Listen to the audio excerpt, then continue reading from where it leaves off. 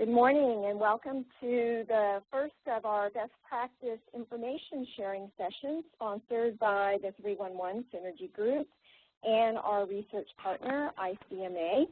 We're very excited about this new format. It's a roundtable format on a specific topic, and we're picking topics that we think are of particular interest for you all as you manage your 311 customer service, not only the call center, but your total customer service environment. My name is Rose Minton, and I'm from Heights Consulting, and I'll be the moderator today. I'd like to introduce the 311 Synergy Group. If you're not familiar with our group, we're a big networking group. We get together not only through these webinars, but at our yearly meeting to share information, provide education through fellow 311 leaders and our sponsors, our partners out in the vendor world. And we're very excited about our next meeting, which is in Tampa, Florida, April 28th through the 30th of next year. We've already begun planning this meeting with Esther Tenenbaum as our planning lead, and we are looking for volunteers to help with that planning, and in particular, volunteers in the Tampa area, folks that are looking at the possibility of implementing 311 or would like to participate in a group such as ours to get more information about 311. So let us hear from you if you're interested in helping with that planning. And our next best practice webinar is scheduled for August the 29th at this same time. And if you have ideas about topics that you want panelists to discuss, our panelists will change, and we'll be reaching out to you all to provide not only topics that you're interested in, but provide information and share as a panelist as well. We invite you to join the 311 Synergy Group on LinkedIn if you haven't done so already. We have discussion boards, we have contact information for fellow 311 leaders, and we're really excited to grow our LinkedIn area by posting presentations, such as the presentation from today, and having some very active, lively discussions. So the slides that you see today will be posted on LinkedIn, as well as the 311 Synergy Group website, which is at CS Week. So we invite you to go to those sites to get the slides from today and also the audio recording. I'd like to introduce our panelists today. Esther Tenenbaum is going to be facilitating this discussion about FMLA. She will kick off by she has some prepared remarks, and then she'll turn it over to the panelists for them to share their FMLA experience. We also invite you all as participants to submit your questions. There's a question and answer panel on the bottom right-hand portion of your screen, and if you'll submit your questions after each of the panelists speak, then we'll be answering your questions as well. So thanks to Esther for preparing these slides about FMLA, and she'll also be hosting this roundtable. Next, we have Donna Archia from the City of Riverside. We're excited to have Donna join us as a panelist. It's her first time participating with us as a panelist, and we're so appreciative. Rob Duncan, the same, City of Austin. He was a very active participant in our meeting this year, and we're happy to have Rob as one of our panelists. Cheryl Johnson from the City of Philadelphia. Margaret Wright, who's been very active with the 311 Synergy Group from the City of Dallas. And I am Rose Minton. I provide consulting support for the 311 Synergy Group. So at this time, I'll turn this over to Esther. She'll talk a little bit about FMLA, and we'll start our session. Thank you, Rose. I want to welcome everybody to our best practice sharing discussion today, and please feel free to participate. As Rose mentioned, on the bottom right-hand corner, you can submit your questions, and we can discuss them as a panel and provide responses. So thank you to all our panelists. So what is FMLA? What do the letters stand for? They actually stand for Family Medical Leave Act. And a lot of us are impacted by this in positive ways. It really has its good points, but sometimes there's some things as an employer that can be very challenging. So how does FMLA work? By the way, this information that is being displayed on slides today was obtained from the Department of Labor's site. It has a wealth of information about FMLA, about the law, about rights for employees as well as employers. The FMLA, or Family Medical Leave Act, provides certain employees with up to 12 weeks of unpaid job-protected leave per year. It also requires that their group health benefits be maintained during the leave. FMLA is designed to help employees balance their work and family responsibilities by allowing them to take reasonable unpaid leave for certain family and medical reasons. It also seeks to accommodate the legitimate interests of employers and promote equal employment opportunity for men and women. It applies to all public agencies, public and private elementary and secondary schools, and companies with 50 or more employees. These employers must provide an eligible employee with up to 12 weeks of unpaid leave each year for any of the reasons listed below. Employees are eligible for leave if they've worked for their employer at least 12 months or at least 1,250 hours over the past 12 months, and work at a location where the company employs 50 or more employees within 75 miles. So for today's discussion, I can only assume that most of us would be in this qualifier area for employer. Whether an employee has worked a minimum 1,250 hours of service is determined according to the the Fair Labor Standards Act principles for determining compensable hours of work. In a mouthful, that just says that you need to comply with the FLSA laws. So who is considered immediate family member? A lot of times people were raised by other people, but this law specifically says an employee's spouse, children, meaning a son or daughter, and parents are immediate family members for the purpose of FMLA.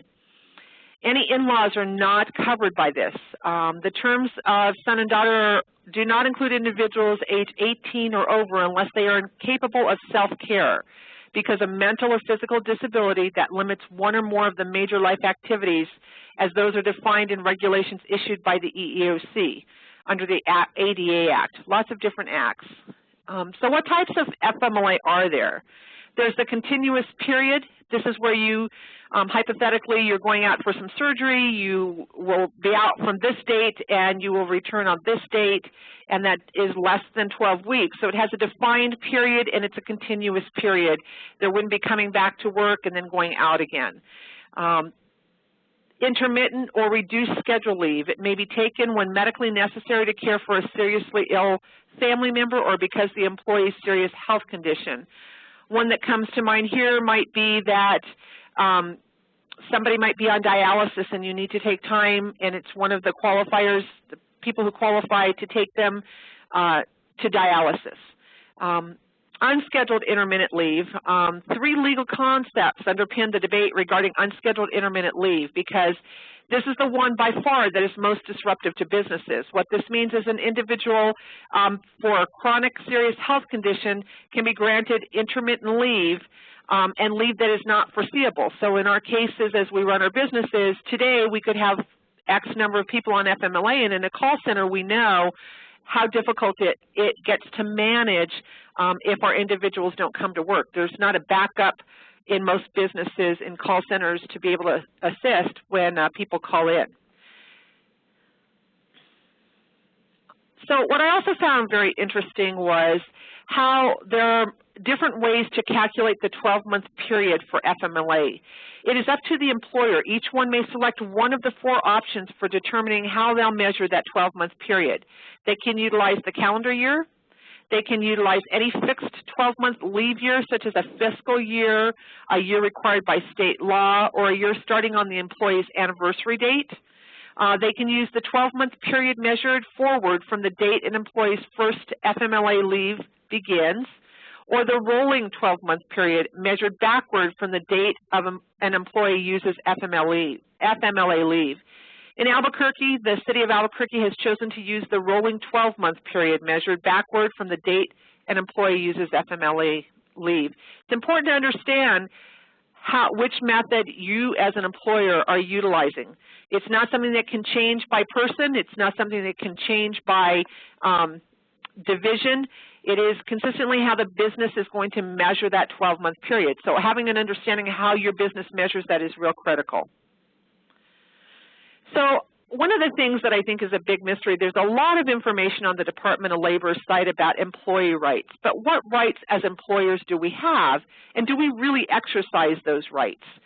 When I came to the city of Albuquerque, I actually came from private business, and I was the FMLA administrator, so I was really taken aback at what I saw as the process for the city of Albuquerque. So I had to learn who administers the process for Albuquerque, the city of Albuquerque employees, and identify what percentage of my team was on intermittent FMLA, what does my center do, or what will we do to manage FMLA? What are the city practices for managing FMLA? And something to consider is, how is the morale in your center impacted by the people that utilize intermittent FMLA? And what are some best practices you can share that you utilize to manage intermittent FMLA? So these are some of the items I'm going to ask our panelists to help us address. If you have any questions beyond this, please feel free. And then next, I just want to reference some resources that I think are very helpful for FMLA information. And really, the key to FMLA is understanding what your rights are as an employer and making sure you're consistently applying those rights. You can find a wealth of information, as I mentioned, at the Department of Labor, so that is one of the links listed. Department of Labor also has an e-laws portion on their website, also another good area for information. And then there's a report that looks specifically at intermittent FMLA leave, and it's the unscheduled kind. So it really addresses everyone's point of view. I found it to be very, very interesting.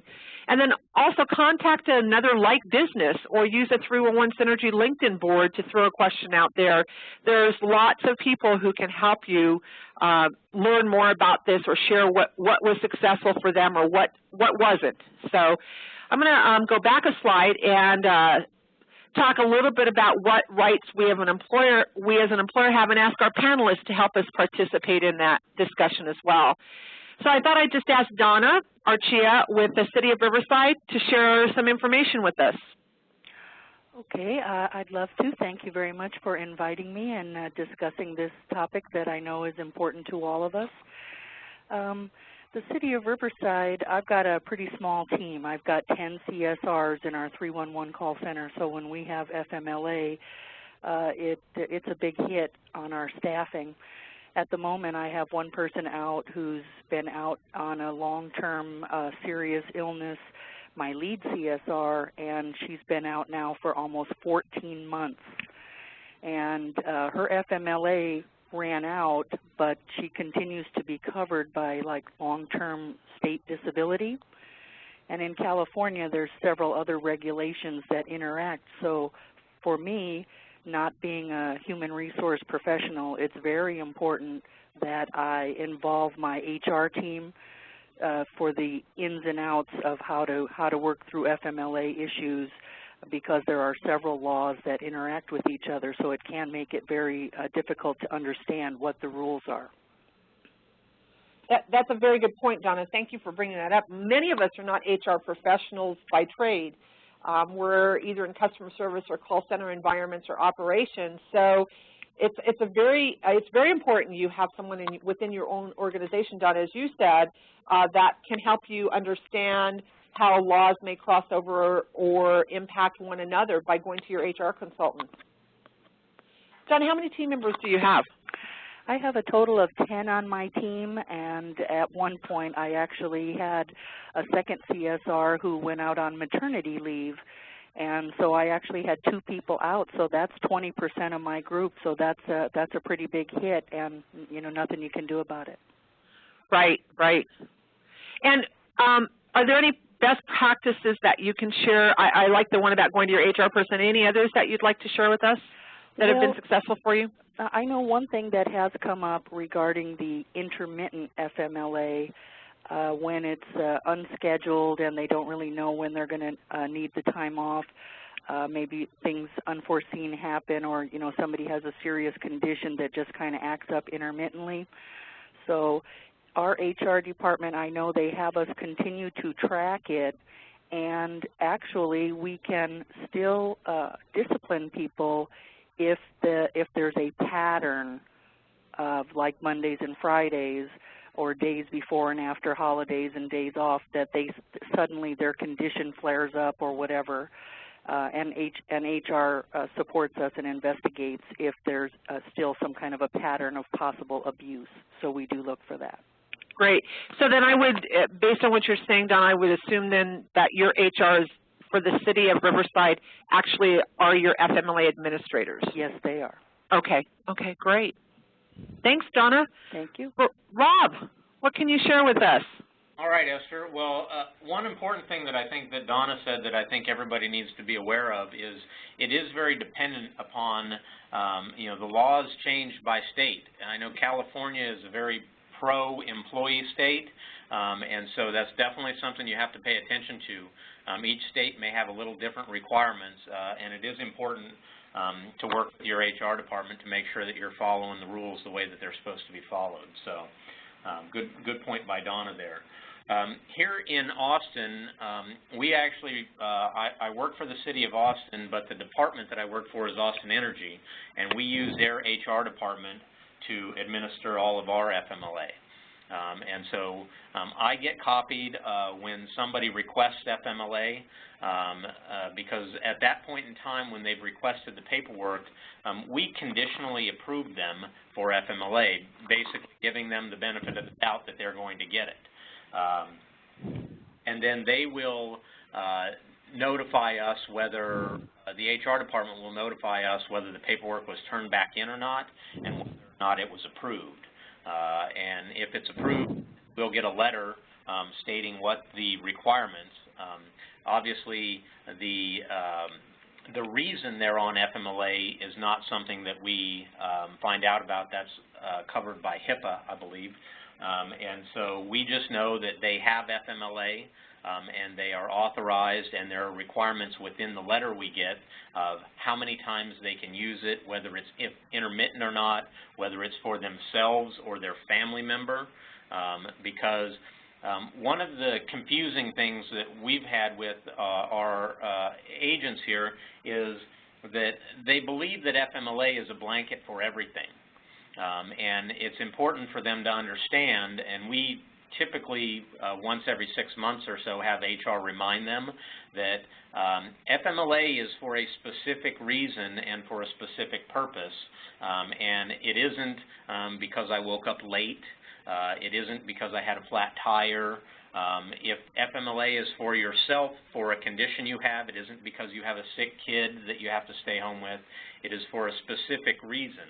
And when our HR department writes the letter to the employee to notify them that they are approved for FMLA, there are requirements in there, even if it's intermittent FMLA, that they bring a doctor's note whenever they utilize it. And that's sort of how we keep it in check as far as, folks that, we can't discipline anybody who uses FMLA, but we ensure that when they call in and they use FMLA, they're actually using it for the right thing by getting that doctor's note from them. So, Rob, let me just ask you, that's a good point. So for everyone who, your best practice would be that for everybody who utilizes FMLA, for any incident, then they need to bring the doctor's note?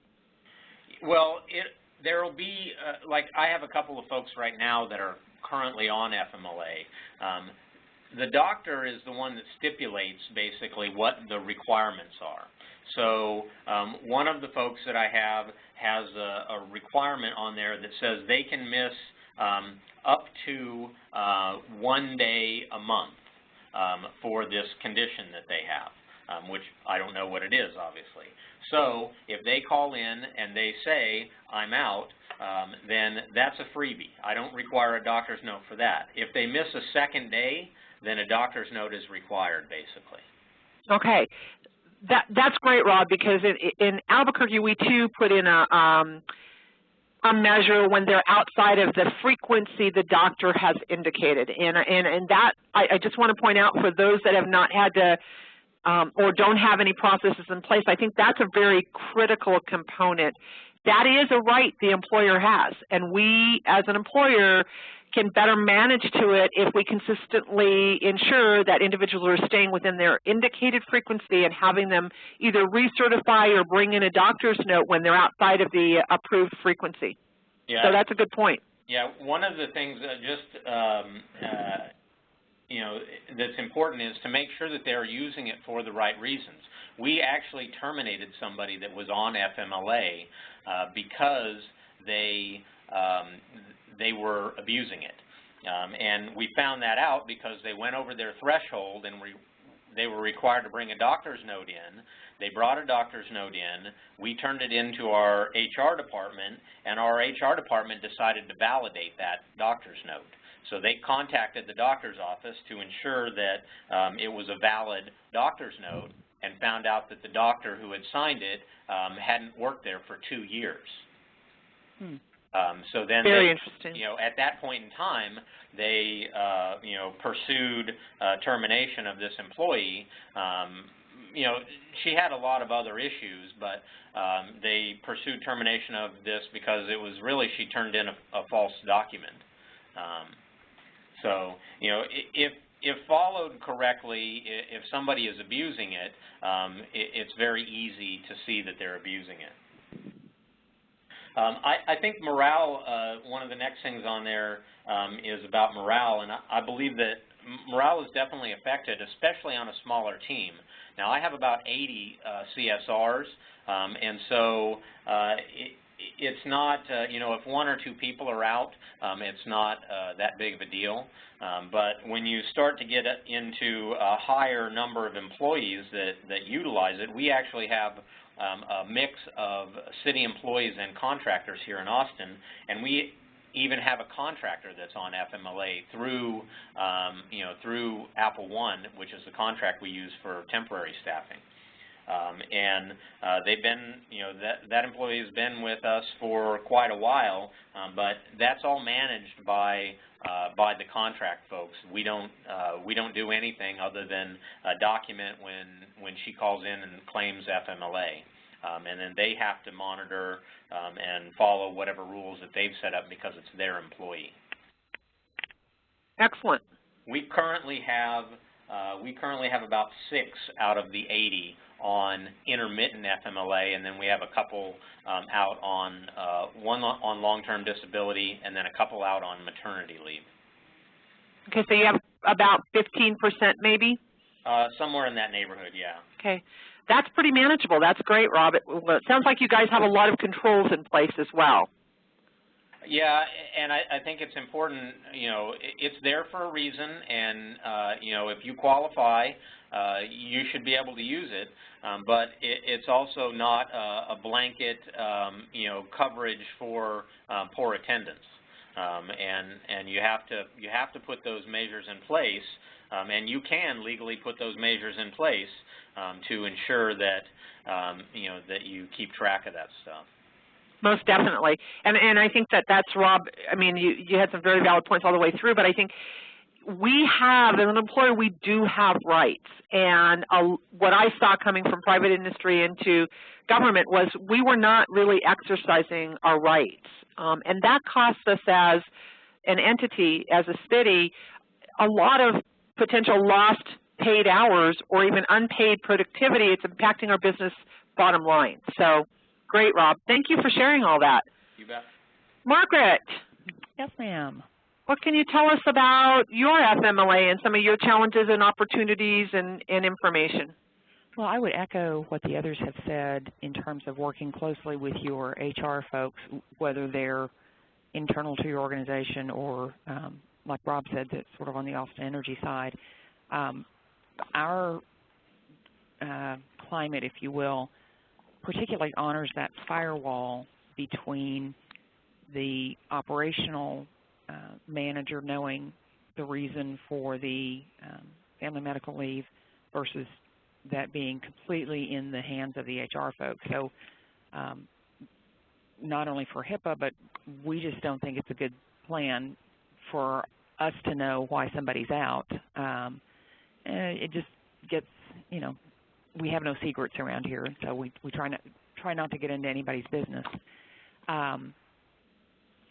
And I will say one thing that we have, that our HR folks have added to the family medical leave application is we ask, or HR asks the employee if HR can contact their healthcare provider for additional information. We get permission from the employee so that if there is a question about, well, as you all cited, this employee on intermittent leave is supposed to be out 1 day a month, and all of a sudden they're out 3 or 4 days a month, we have in advance asked for the permission to contact their provider to see is this something new? Do we need to ask for a recertification? And to sort of ferret out those perhaps incorrect uses of family medical leave.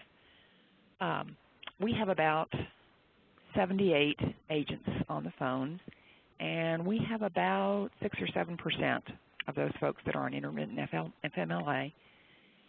We do the same kinds of things that Rob and Donna have talked about in terms of managing it.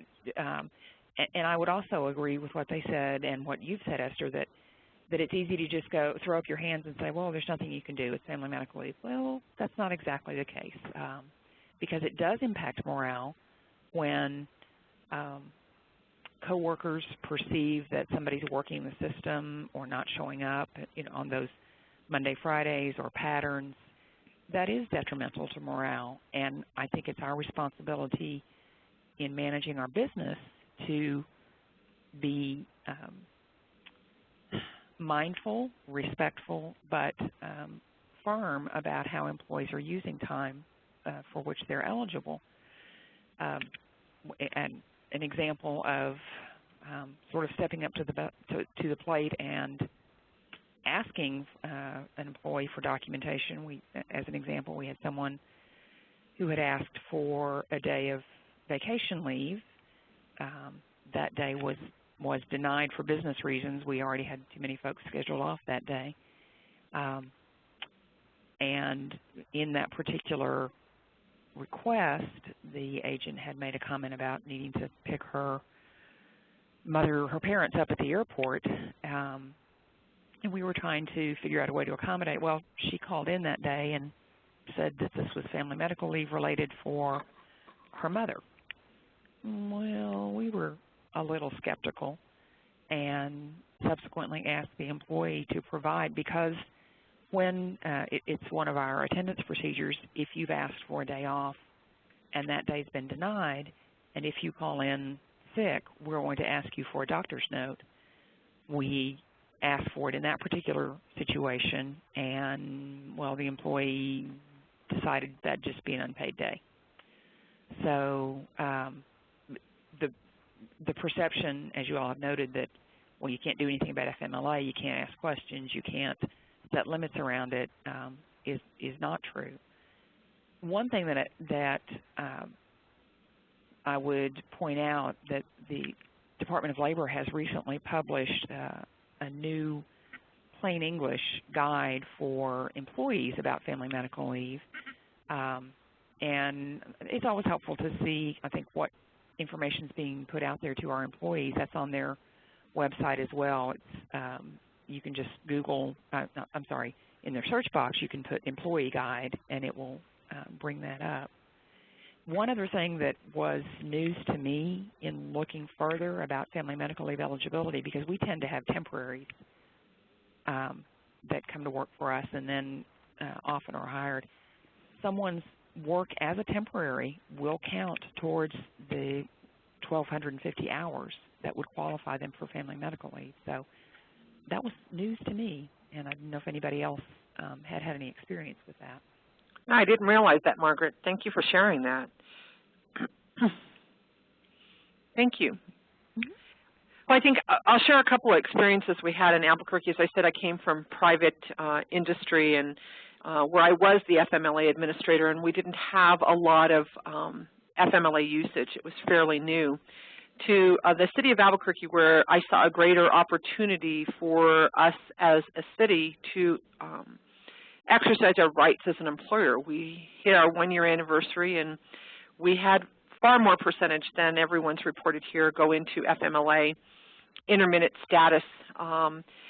I think one of the contributing factors for us is we have very strict attendance and punctuality guidelines.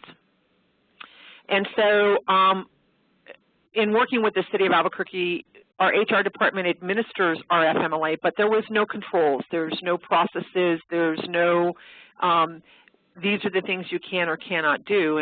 And I just saw the percentage of individuals on intermittent leave, unscheduled, grow. So I built a process and ran it by our HR department and asked for their support in us complying with the employer's rights and employee rights to have a process that would control the number of people that might not be using it for what its intended purpose was. So we built a process that's documented where an individual, once they're approved for FMLA, our HR department lets us know that they've been approved and what the frequency is that the doctor's defined. The same letter that goes to the employee goes to us. Again, because of HIPAA, we don't need to know why. We just need to know what their doctor is saying is the frequency. If anybody is outside of that frequency, we then talk to them, provide them with a letter, and tell them that they're outside of the frequency that was previously approved by their doctor and that they need to recertify for the program, and that they have 15 days, and that is part of the guidelines, to provide us with that recertification from their doctor. We also hand them a report for their doctor to see that shows what their actual frequency experience has been. And if that recertification is not received by main HR in 15 days, then any FMLA can be denied because they did not comply with their request. And that has seemed to have worked here for those who legitimately are utilizing it and are their frequency rates not accurate. It helps them get a more accurate timetable from their doctor. For those that are maybe not being as forthright about the usage of their FMLA, it makes them go back to their doctor and have that consult to ensure that they're in compliance. So it's been very successful here. We have a lesser percentage of our team on intermittent FMLA, unscheduled. We have your normal, birth of a child type of situations, and I think FMLA is great from an employee standpoint because it does give them the ability not to worry should something happen where they get ill or need this protection.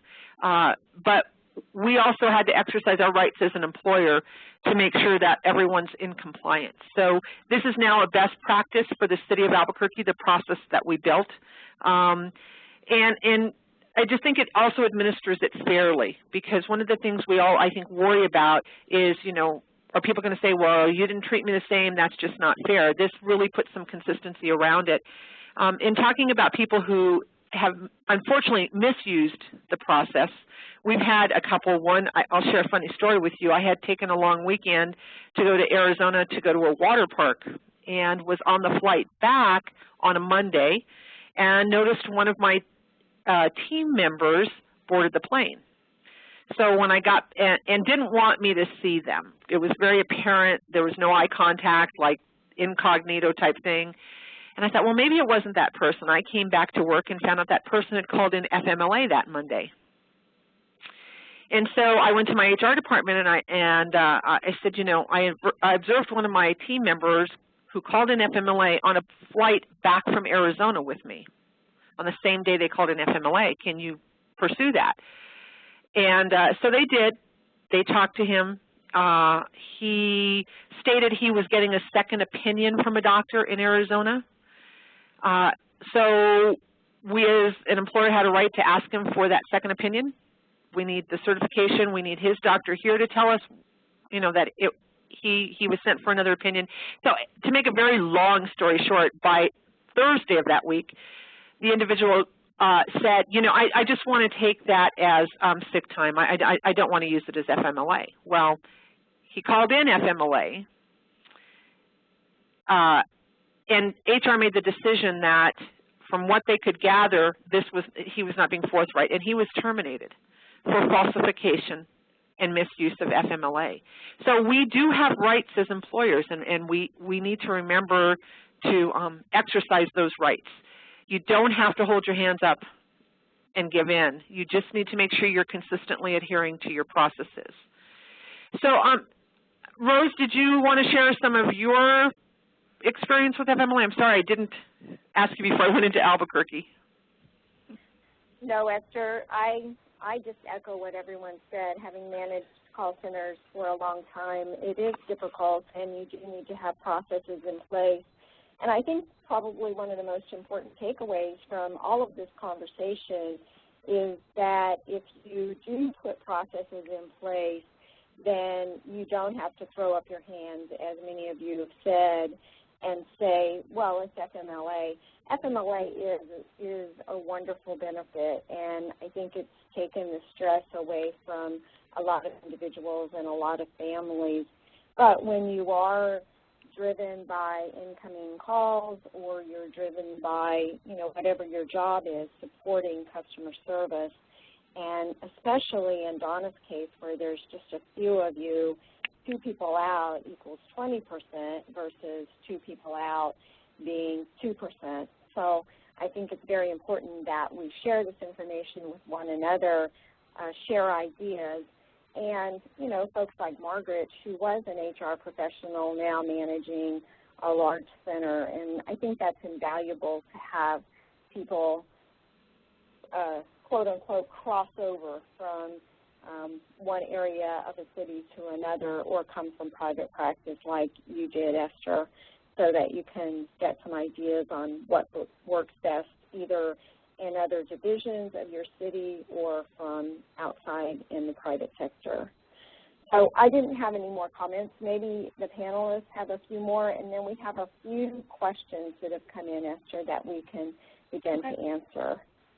Okay, I'll open it up to any of the panelists that might want to add any additional information before we go to questions. This is Margaret. One thing, and maybe the rest of you all do this as well, when an employee requests family medical leave, as an organization, the City of Dallas requires that employee to take sick and vacation time for that absence. And again, to me, this speaks sort of to the protection for the employer that, let's say, hypothetically, I could be on 12 weeks of family medical leave, and, well, in a perfect world, gee, I could, maybe I could afford to do that without getting paid. But if I am required to use my paid leave, I can't return from family medical leave and then say, oh, gee, and I want 2 weeks of vacation. So it puts a little skin in the game for the employee that they are being paid for the leave, which is a good thing. On the other hand, it's not just a way to get plenty of time off of work. So I'd be interested in hearing if some of the others of you have that same policy. That's a good point, Margaret. And I'll speak to that just real briefly and turn over to the other panelists. In Albuquerque, you are required to utilize your sick leave, but not your vacation leave, which it's interesting to me to see how many people we have that actually go into an unpaid status very quickly and still continue to use it. I wonder, did they want part-time? So in our case, we don't have that control where they have to use their vacation. How about the rest of the panel?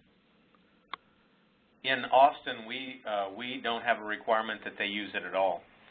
So they don't have to use sick time or they don't have to use vacation time. Now, most of them do, but there are some folks that typically what happens is we have folks that live on the edge with their attendance, and then they get FMLA as sort of now I can ensure that I don't get terminated.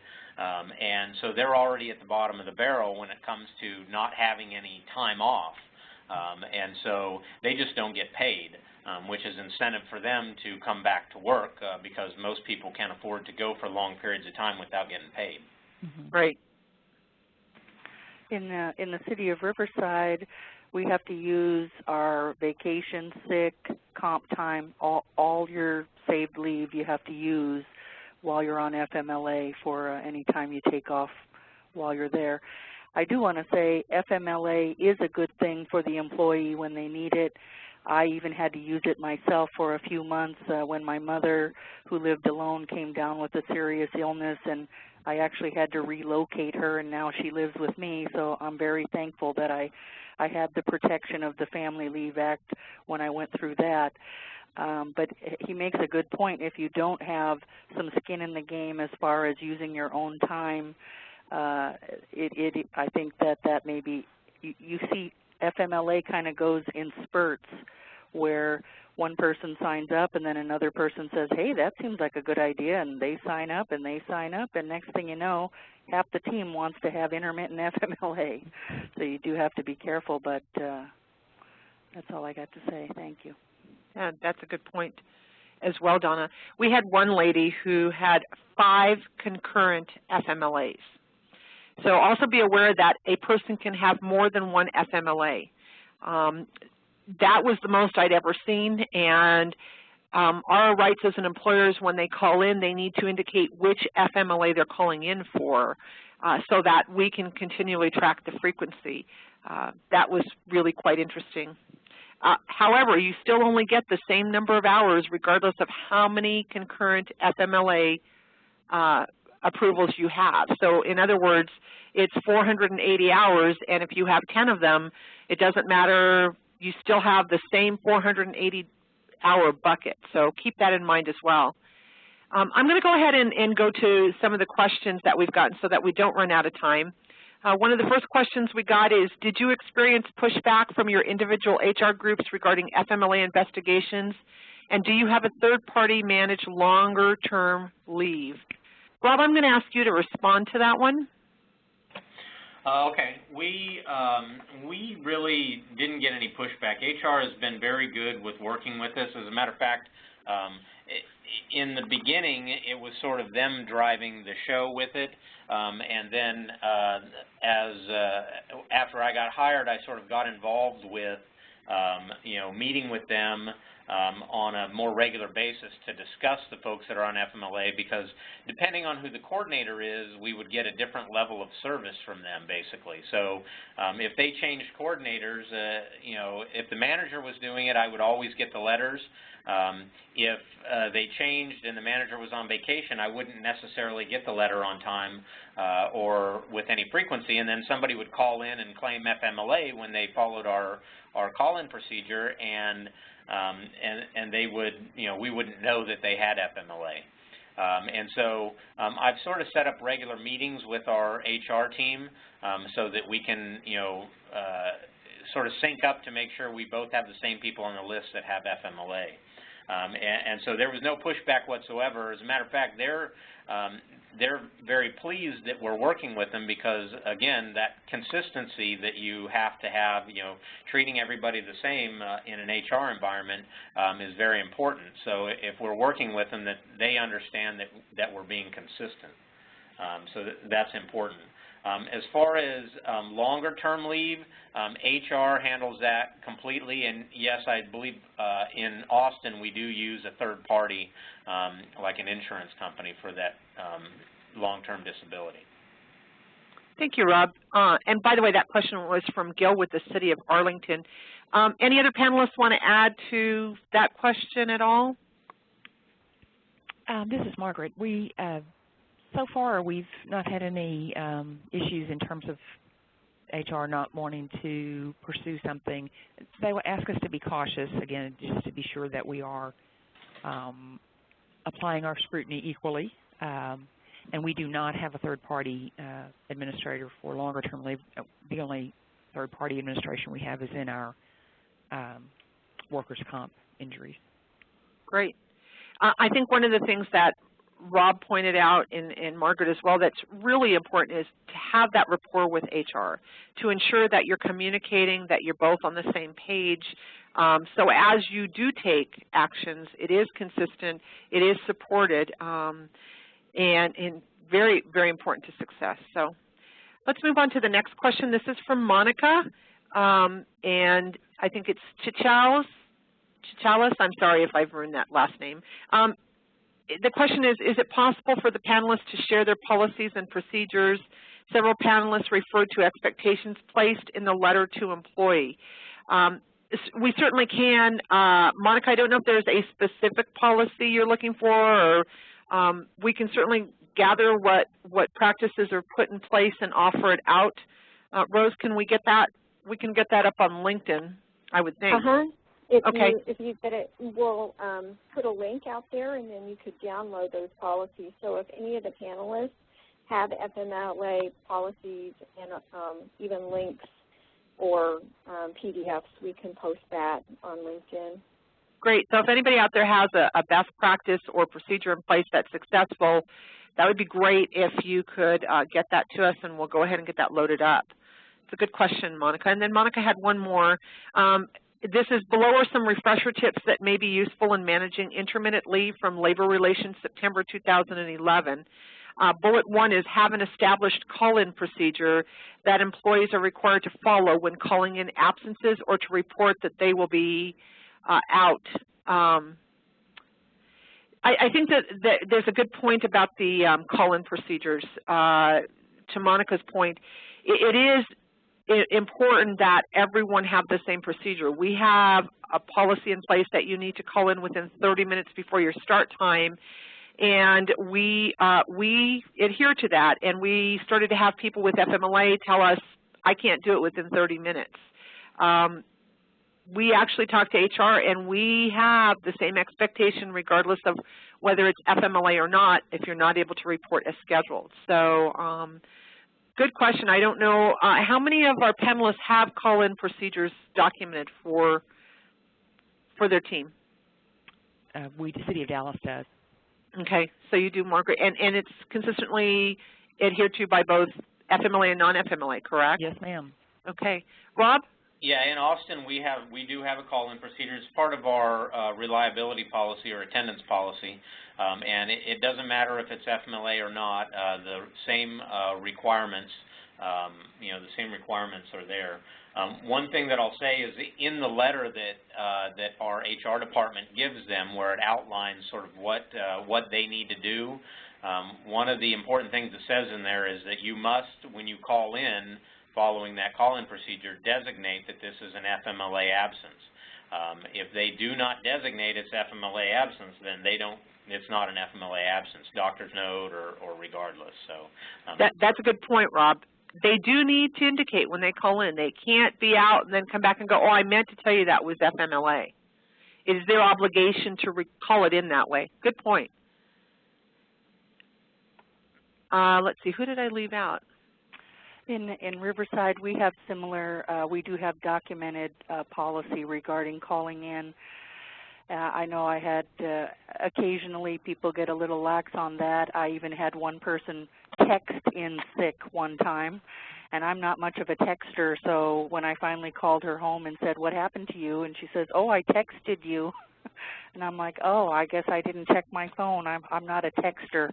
So I had to tell my group, texting in sick is not allowed. Excellent point. Yeah, we've had a couple try that here too. Yeah, we have the same policy. We have in our document, it gives the phone number that they are to call, and it goes to our command center where our leads are. And that is the only email is not valid, and we outline that in our reliability policy. Email is not valid, texting is not valid. You must call in. We have the same thing in Dallas. It has to be a phone call, and you can't just leave a voice message either. You have to speak with someone. Thank you, because we have that same process, and we've had a couple people try to text. Yeah, so following and ensuring that everyone's following the same process. Again, it goes back to what rights we as an employer have, and there's our ability to ensure consistency in the way that that's applied. Mm-hmm. Great. All right, well, that's all the questions we have, and I'm going to turn it back over to the panelists to see if there's anything else they'd like to share with the group that they may have left out or thought of afterwards. Anybody have anything there? I don't have anything additional here. Thanks. Okay. Okay, Rob? after this, Rose, I'll take it from here if there's no other comments from the panelists. Thanks to all the panelists for agreeing to share information today. that's the way that we learn, is from one another, and I think there's a lot of great ideas that we have shared. If you'd like to follow up with any of us individually, again, the best way to do that is through LinkedIn, or thanks to Lisa Collins from CS Week. She's been the administrator of the webinar today. You can send a message to Lisa, and she'll send it out if you don't have our emails. It's a little clumsy here presenting emails on these slides, but we are certainly all willing to share our emails and share information with all of you. We had a good question come in about the purpose of this particular webinar. This was a specific topic, FMLA, and we are looking for additional topics. So we had a question about 311 call center startup, and we'll certainly consider that as an additional topic. We do have webinars scheduled monthly, and we are looking for your ideas about topics that you would be interested in. And our next webinar is on August the 29th at the same time. Esther and I are going to begin work on that today for the next topic and getting our panelists, because it's just a continuous process to get ready to present this information, and we would love information sharing from all of you and volunteering from you all to participate in a panel. Again, if you'll go to LinkedIn and search on 311 Synergy Group, we'd love to have you as a member. If you are a 311 professional in a municipality, we'd love to have you as part of that group. And any other additional questions or information that you'd like, you could either send an email directly to me if you have mine, or if you'll send it through Lisa from CS Week, who is the administrator of this webinar. She'll get those questions out to all the panelists.